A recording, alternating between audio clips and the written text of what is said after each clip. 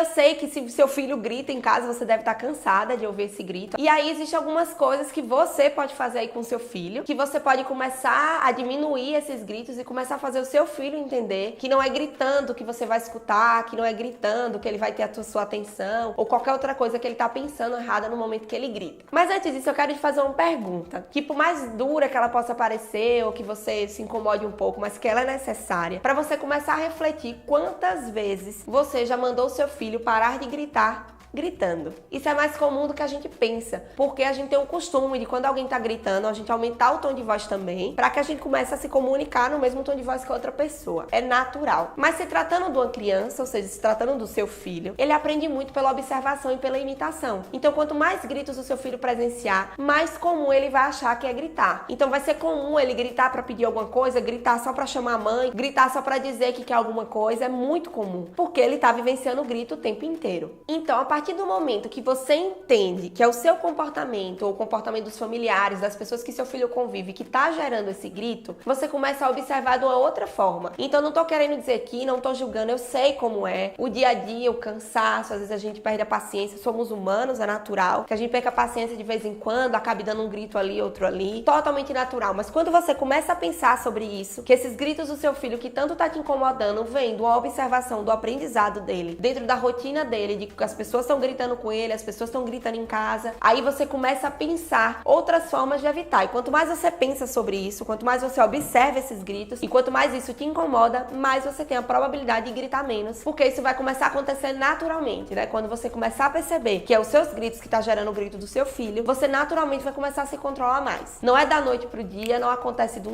dormir, acordei sem gritar. Isso tudo faz parte de um processo. Mas você pode me perguntar, mas Camila, se o meu filho não vê ninguém gritando, se ninguém grita em casa, se ele não presencia grito, aí é a hora de você observar duas coisas. A primeira é observar o que o seu filho tá assistindo. Então, eu assisto alguns desenhos com meu irmão, eu tenho um irmão de 5 anos, eu assisto alguns desenhos com ele. E eu começo a observar algumas reações dos personagens do desenho, por exemplo, e eu consigo perceber muito do que meu irmão faz comigo, ou com meu pai, ou com minha mãe, vindo desses desenhos, vindo de alguns comportamentos desse desenho. E quando você começa a assistir, não só para assistir o desenho, mas para observar o comportamento dos personagens, você chega até a se assustar, porque tem muitos desenhos que os personagens têm reações extremamente inadequadas no momento da raiva, no momento que ele é frustrado, no momento que acontece alguma coisa. Então, de repente, esses personagens, eles começam a gritar. Então, eles gritam para ter a atenção do colega, eles gritam para ter atenção. É muito comum ter gritos, cenas de violência nos desenhos. Então, é muito importante que você comece a observar esses desenhos e observar se o seu filho não tá reproduzindo nenhum comportamento que ele tá vendo lá, nos vídeos, enfim, no que seu filho assiste. Eu posso lhe dar duas sugestões quando você começar a observar isso. A primeira,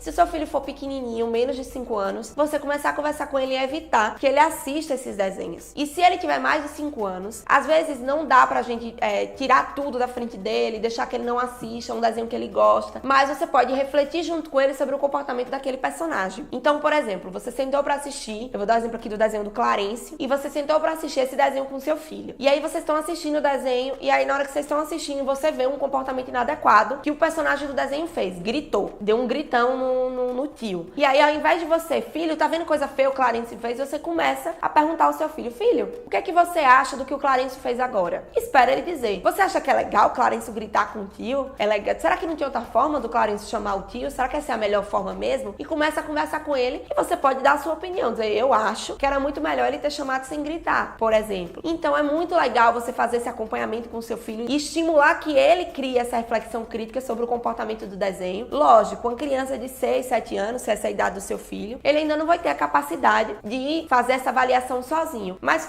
quanto mais você fizer isso com ele, mais ele vai aprender. Outra coisa é observar na escola, na creche, no hotelzinho, nos lugares que o seu filho fica. Conversar com a professora, observar o comportamento, perguntar a outras mães, né, que o filho também, se o filho também anda gritando em casa, se isso não está sendo um comportamento da escola, se os professores não estão gritando com as crianças, se os cuidadores não estão gritando lá e se seu filho tá presenciando esse tipo de cena e tá aprendendo a gritar. Depois de você identificar a razão que faz o seu filho gritar e tomar as devidas providências em relação a isso, é importante você começar a estimular o autocontrole do tom de voz dele. E isso parece um bicho de 7 cabeças, mas é muito simples. Mas eu vou te dizer logo que seu filho não vai aprender a controlar o tom de voz de uma hora para outra. A prova disso é que se você é uma pessoa que fala alto, para você regular o seu tom de voz, isso dá trabalho, isso demora até que você consiga falar mais baixo, consiga se concentrar, consiga não gritar. Então, se o caso do grito do seu filho não é um grito como esse que a gente viu aqui, que ele grita porque ele quer chamar a atenção, porque ele quer chamar você, ele dá aquele gritão porque ele aprendeu, que é a forma que ele tem para lhe chamar. Mas se ele tá